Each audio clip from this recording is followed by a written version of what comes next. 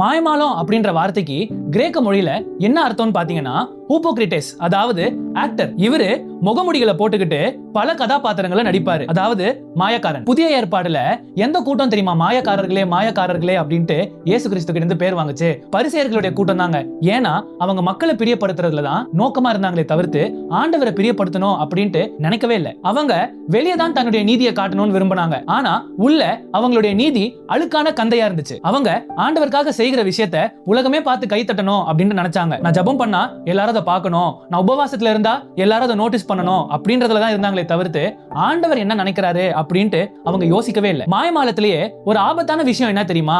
ஆண்டவர் என்ன நினைப்பாரு அப்படின்ட்டு யோசிக்காம, ஐயோ இந்த மனுஷனை பத்தி என்ன நினைப்பான் அப்படின்ட்டு எப்போ யோசிக்க ஆரம்பிக்கிறோமோ அப்போதாங்க பிரச்சனையே ஆரம்பிக்குது. நம்மளோட ஆராதனையும் நம்மளுடைய காணிக்கைகளையும் நம்மளுடைய பலிகளையும் ஆண்டவர் அங்கீகரிக்கிறாரா? அதுதாங்க முக்கியமே. மனுஷன் என்ன வேணா நினைச்சிட்டு போட்டோம், ஏன்னா அது முக்கியமே இல்லைங்க. வேதாகமம் முழுவதும் பாத்தீங்கன்னா ரெண்டு விதமான மக்கள் இருக்காங்க. ஒரு கூட்ட மக்கள் என்ன பத்தி என்ன நினைப்பாங்க அப்படின்ட்டு யோசிச்சுட்டு பாவம் செய்யற கூட்டம். இன்னொரு கூட்டம் ஆண்டவர் என்ன பத்தி என்ன நினைப்பாரு அப்படின்ட்டு யோசிச்சுட்டு பரிசுத்தமா வாழ பிரயாசப்படுற கூட்டம். இதுல ரெண்டாவது கூட்டத்தோட தான் ஆண்டவர் இருப்பாரு. பைபிள்லயே மாய்மாலத்துடைய உச்சம் அப்படின்ட்டு என்ன கேட்டீங்கன்னா நான் எது தெரியுமா சொல்லுவேன்? அப்போஸ்தலர் 5வது அதிகாரத்துல தான். அனனியா சபிரால் அப்படின்னு சொல்லிட்டு ஒரு தம்பதி இருக்காங்க.